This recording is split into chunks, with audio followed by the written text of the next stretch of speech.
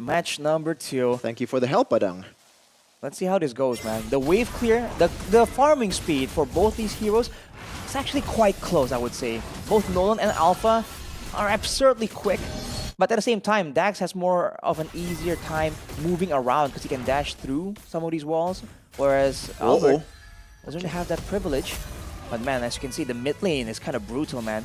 Khalid, there's so much damage. And on top of that, Vexana, if you make a mistake in the lane, right, in the middle of the minions, you're gonna take a ton of damage there. Yeah, for sure. But thank God that they have an alpha, though, not an assassin, so that it's a bit better for Albert if he takes a bit of a first kill and also that concussive blast from Kirex. You can see here, Key just. I like the way that he chose to go for a guiding wind first, then the soul bloom. Gonna get away from the damage. Trying to get a bit more sustain in. But looking at the emblems here, Master Assassin for Benny, an aggressive mindset almost immediately shown. A Bargain Hunter for Mathilda though, that's a new one. I don't think I've seen most Mathildas go for that. Usually it's agility, I think, just to get a bit more maneuverability. But with the Bargain Hunter, he's gonna be able to actually get a lot more of his power spikes early on. And if you can get something like a Flash of the Oasis earlier, that is one of the more game-changing items because it affects everyone, technically, with the Mathilda. For sure, and you really need that item and healing, right? Because it's going to be a poke battle, especially from the Granger. With the healing available and with the shield available, you're going to be much better in staying in the team fight. And now the Lourdes, or the total is up. Let's see who's going to take charge here in the first one. I feel like Falcon Esports need some kind of big engage if they really want to come out on top here. Because again, the pokes coming in from the Yve a lot more efficient in the early game, and Granger isn't with them right now. Reggie is already unleashing the beast. Albert, though, secures the turtle securely. Now Dex gonna get chased on by Albert and crew. Kirex back. Oh, Reggie goes in, but gets stunned up with the Eternal's Guard. He's gonna be caught up and killed by the Vexana of BX7. Wow, HP bar is absolutely low for Falcon Esports, but they're able to actually escape getting first blood. But Evos Holy are showing that they have staying power. 1v1 though. But now Kirex is here. It's not fair. He's gonna help Benny just shoo away Erlan. And now it's all equal again. All is fair in love and war, Shevin. Doesn't matter as long as you win. The victor writes history. But for Falcon Esports, they're still having the gold advantage right now. So despite losing the initial turtle, they're still on top and dictating the pace. I think Evos Holy, unless it's down to a teamfight scenario, they actually don't win out in pressure individually in the lanes. Yep, Key already low in mana there. Benny with the cancel. Now look at this. Dax is always there to try to get the camps away from Albert. And Albert, I think he kind of read that movement. Oh, meanwhile, though, raging somewhere on towards Mr. Depez, and he's out of the battle. What a CC chain there from Falcon Esports. There's just way more crowd control tools, way more ways for Falcon Esports to go for a pickoff like that, especially in that mid lane with the Raging Sandstorm and the Terrify and Eternal Guard. Look at this though, the response. Oh, they pulled the trigger on towards Kirex, and he's gonna pay the price. First kill for Evos Holy to break the egg. All right, so Evos Holy kind of sending a message there that, okay, you know, you can get kills, we can get kills too. You have to respect our presence in this game too. But with 9 seconds to go for the next turtle, you can see rotations coming in from Royal Milk, showing where the priorities kind of lie. They're already grouping up for the poke situation. As mentioned earlier, the Yve poke for now is going to be a lot more troublesome to deal with than Benny. Okay, they want to blitz this one. Albert, he does the retribution. Oh, Dax gonna steal it away from Albert. He's very, very low. Gets away with the Spear of Alpha, though. It looks like Erlan's gonna get taken down by BX7. Belly, very, very, very low. Eggy, though. One more hit will do it, and it's gonna be Dax securing the kill. My goodness, what happened there? So close, but not enough, man. The steal from Dax, barely making it into retribution range. And then afterwards, man, Reggie tried to equalize, right? Using that Lucas power, but he was just denied again and again. That's an attempt on the purple. And it was secured. Dax was able to get the purple as well. disaster for Albert. Man, do you think they pulled the trigger too quick there with the blitz on towards the turtle? But meanwhile, though, Dex will try to get away. Kirax and also Royal Milk will say, I'm gonna be here for my teammates. Dex still trying to deal the damage though. It looks like Albert very, very low. Still has the shield and also the guiding wind. Looks like Royal Milk is is in a bad position now. One more hit will do it. Deposit. It's not in range to do that one. What is going on, dude? In game number 2, it was Evos Holy surviving with a sliver of HP in every single engagement. Game number 3, it's Falcon. Looking at some of the items here, Hunter Strike for the Dax on that Nolan. Ooh. Good amount of power of damage, good power spike. But for Albert, he has the War Axe. So this is the mid game where Evos Holy are supposed to be strong, but they're getting pushed around so far. Just due to the combos, but look at this. Zaman forced on towards Dax and he's out immediately. 5 guys waiting in the bushes. Oh! I don't think that's gonna amount to anything there. Key, very, very low. And by the way, speaking of power spike, Arashi. Oh, Eki though, with the flicker to get away. That's Sonata. Only deals a bit of damage there. Real manipulation towards Royal Milk and PX7, and they're gonna be evading that one easily. Kid X actually only just completed his Thunder Belt, so now he's gonna be stacking up that resistance afterwards. But now it's back to the waiting game. Evos Holy are the ones that should be dictating a lot of these plays with the Mathilda Alpha combo. That's usually so oppressive. But Falcon Esports, again, due to the individual lanes just having more potential, they're able to actually zone a lot better. But look at this, Kid X. Kirax circling Eagle on towards him, doesn't get the chance to heal him. Oh, he did get the chance, but gets taken down. Oh! Oh my goodness, Rupture by Dax, and they're going crazy. Falcons with the talents, but he doesn't have any energy here. Erlan, Depezet, and Reggie trying to chase down Dax. He goes in towards the turret. Can he get away from this one? The damage will come through towards the jungler of Falcon, and that's 4 kills by Evos Holy. Oh man, that was looking so good for Falcon Esports, but they failed to respect the damage potential from that Lucas. They were grouping up together for a massive combo. And even though initially Dax was the one... Oh, hang on a second, whoa! That should be an easy kill by Kirax on towards Depezet. A bit too lax there with the low HP, but Albert will try to take this one with his damage. Glorious Pathway by Royal Milk on towards Erlan, but Guiding Wind is there. Albert though, getting caught up in that turtle pit, but still gets the turtle anyway. Guiding Wind once again. Look at the amount of utility from this Mathilda. That's a great play by Evos Holy as well, recognizing that they want the turtle and nothing else. They're the one that smoked. They just get away from Falcon Esports. They knew that Albert had the red tree, so there was no real way for Falcon Esports to steal that away from them. But back to the point, again, Dax was able to actually make a big play in the previous fight, but then they all grouped together for Reggie on that Lucas, man. So I think Falcon Esports, after that engagement, will definitely have a lot more respect for what Reggie can do from this EXP lane. For sure. And so far, Benny didn't really have the greatest of games on this Granger, which usually is the case in this match. Ooh. Just because of the fact that he has been very, very good at using the Guiding Wind and also circling Eagle on towards Kirax too. He's not picking his targets that, you know, I guess properly in a way, but he still gets the kill, so still a plus anyway for them. Right, the issue is that Dax also can't really do a lot of crazy flanks the way he did with the Hayabusa. With the Nolan, we saw earlier, he's able to get to the backline, do big damage, but on the exit plan, it's just a lot more difficult, less elusive compared to the Quad Shadow that he was using, he was abusing even in the first 2 games.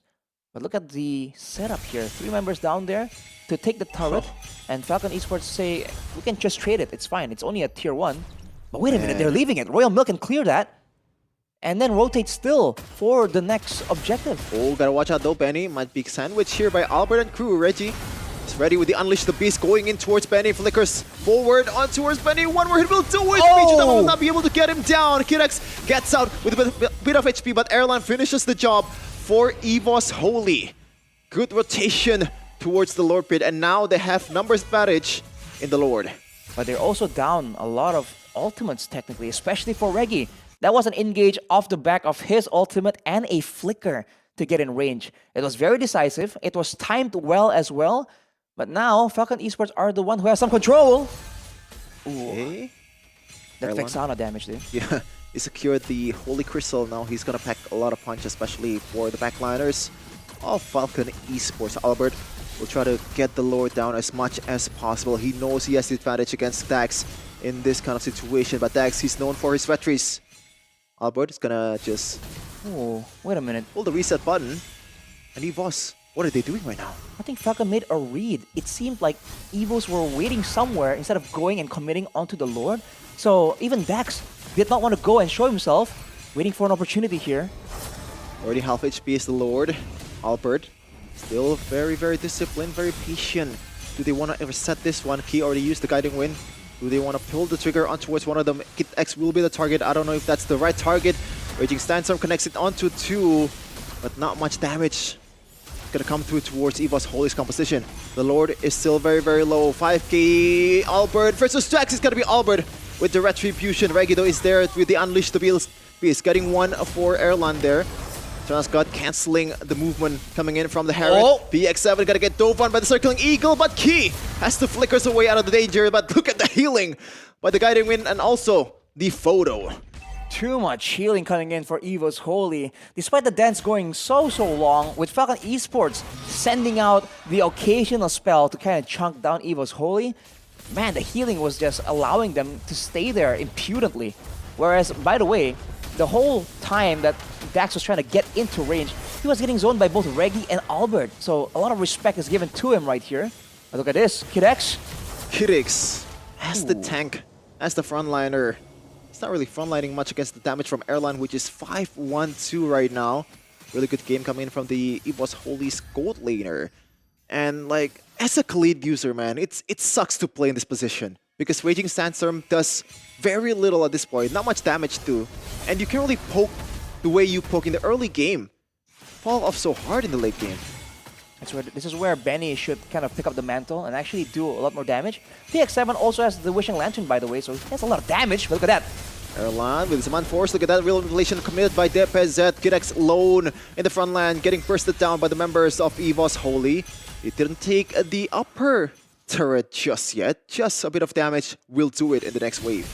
Oh, Albert pulled the trigger on towards Dax, still has the dashes to get him out of trouble. The short cooldown on the Spear of Alpha, man. Albert is absolutely aggressive with it. And there's going to be one turret falling here, but Key needs to be a bit careful there. Yeah, with the glowing one as well.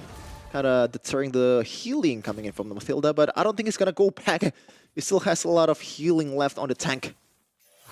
And then it's the opposite situation, Shevin. The frontliners of Falcon Esports just aren't tanky enough yet.